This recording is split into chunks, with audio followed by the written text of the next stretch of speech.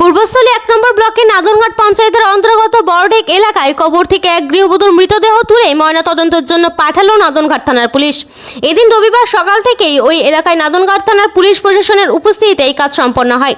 জানা গিয়েছে ওই মৃত গৃহবধূর নাম শবনম খাতুন। মেমারি থানার অন্তর্গত সিদ্ধেরিয়া এলাকার বাসিন্দা। শবনমের সাথে বড়ঢেক এলাকায় বছর 4 আগে ফিরোজ উদ্দিন মোল্লার সাথে বিয়ে হয়। বিয়ের পর থেকেই চলতো নানান রকমভাবে গৃহবধূর উপর অত্যাচার তার শ্বশুরবাড়ির লোকেরা।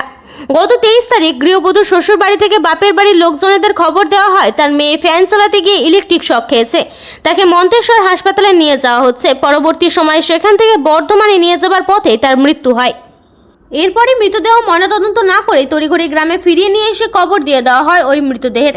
এতেই সন্দেহের দানা বাঁধে মৃতের বাপের বাড়ির লোকজনের। এই নিয়ে তার শ্বশুরবাড়ির লোকজনেদের সাথে কথা বলতে এলে তাদেরকে মারধর করা হয় বলে অভিযোগ।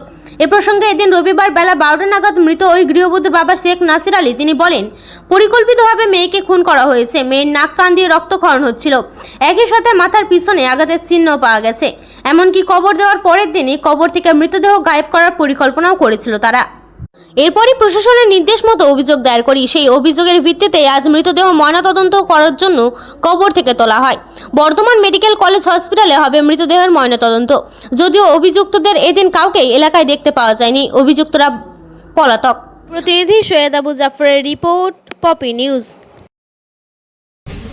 বলাবলি বলতে কি, আমরা তো প্রথম থেকে আমরা যেভাবে পাচ্ছিলাম তাতে করে একটু গন্ধ পাচ্ছিলাম, কিন্তু ততটা আমরা রংটান দিইনি। কিন্তু তখন আমরা মাটি দেওয়ার পর থেকে দেখছি যার এভিডেন্স বোঝা যাচ্ছে তাতে করে ওটাকে পরিকল্পিতভাবে খুন করা হয়েছে।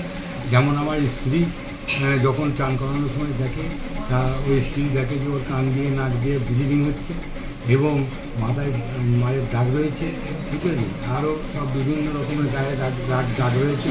তা থেকে আমাদের সন্দেহ দানা বাঁধতে থাকে এবং যে ঠ্যাংটি ওরা বলতে থাকে বিকৃষ্ট হয়েছিল, সেই ঠ্যাংটি যখন আমাদের পরিবারের লোক বা ছেলেরা দেখতে যায় যে কতটা ওর কারেন্টের ব্যাপার আছে দেখছি, তখন উনি হট করে আমাদের জামাই তুলে দেখছেন ওই ঠ্যাংটিকে নিয়ে জলের মধ্যে ফেলে দেয়। তাই থেকে আরও আমাদের সন্দেহ জানা হয়। তারপর থেকে আমরা আইনি ব্যবস্থা নেওয়ার জন্য আমরা ঘুরে বেড়াই। এই আইনি ব্যবস্থা নেওয়ার জন্য আমরা ঘুরে বেড়াই। তারপরে কিন্তু লাশটিকে আবার পুনরায় তুলে গায়েব করার চেষ্টা করা হয়েছে। তাকে তার বডি থেকে যে সমস্ত কাপড়টা তুলে নেওয়া হয়েছে এবং আমাদেরকে যখন খবর দেয় আমরা ওদেরকে বলেছিলাম একটু অপেক্ষা করো, আমরা যাচ্ছি, আমরা গিয়ে একটা রাস্তা দেখবো। কিন্তু আমরা যাওয়ার আগেই লাশটিকে আবার চাপা দিয়ে দেওয়া। তার পরিপ্রেক্ষিতে আমাদের ছেলেরা যখন ওটাকে জানতে চায় তখন বেধড়ক মারধর করে এবং সব ছেলে খুব ইনজিওর। যাতে করে পুলিশ গিয়ে সেখানে দেখে এবং থানায় আসি। থানায় আমাদের অফিসার বলে আপনারা একটু পরিকল্পনাভাবে ওই আইনিভাবে মানে উকিল দিয়ে একটা অভিযোগ দায়ের করার চেষ্টা করুন। আইন উকিল টুকিল খুঁজতে আর করতে এগুলো ঠিকঠাক করতে আমরা তার 27 তারিখে আমরা এই কেসের অভিযোগ দায়ের করি এবং পুলিশ তৎপরতার সাথে তড়িঘড়ি সেই কেসটার ইনভেস্টিগেশন শুরু করে এবং আজকে তাই লাস্টে এখানে তোলা হয়েছে এবং ময়নাতদন্তের বর্তমান নিয়ে যাচ্ছে। আমরা এখন আইনের উপরে ভরসা করছি, আশা করি আমরা সুবিধা। যিনি মারা গেছেন কে? আপনার মেয়ে? আমার মেয়ে। কি নাম? শবনম খাতুন। আপনার নাম? আমার নাম শেখ নাসির আলী। আপনি তাহলে ক্লেম করেছেন এখন? আমি ক্লেম করেছি এবং আপনার অভিযোগ যে এটা নিয়েছি তুললো, এই পারপাসে আপনি কি ভাবছেন? এ পাশে ভাবা মানে কি, এটা খুব অপরাধমূলক। এখন আমাদের রাষ্ট্রীয় নিয়ম আছে যে কোনো অপঘাতে মরলে যদি কোনো সেই তার আত্মীয় তার পক্ষের কেউ যদি ক্লেম করে সরকারের কাছে, তাকে তুলতেই হবে, তাকে পোস্টমর্টম করাতেই হবে। যেহেতু আমাদের পোস্টমর্টম করানো হয়নি, তখন ধর্মীয় শাস্ত্রীয় বা আমাদের মৃত্যুর উপর আঘাত বলে তারা উভয় পক্ষই মনে করেছিল। উভয় পক্ষই সুষ্ঠুভাবে আলোচনা করে এখানে কবরস্থ করেছিল, তখন উভয় পক্ষে হাজির ছিল।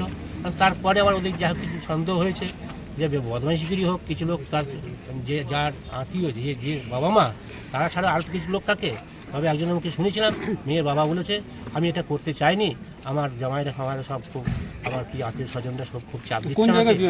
সিদ্ধেরে গোলামপাড়া গুহার অঞ্চল। কোন থানা? ওটা মেমারি। ছেলেটা কি করে? যে ছেলেটার স্বামী, এই মেয়েটার স্বামী ওই সোনার কাজ করে। আমাদের লোকালি আমাদের হাওড়ার ডোমজি সোনার হাব আছে, ওখানে কারিগরি কাজ করে। বিয়ে হয়েছে প্রায় 3.5 বছর। একটা বাচ্চা আছে, 2.5 বছর একটা মেয়ে আছে। যে মহিলা মারা গেছে তার নাম কি?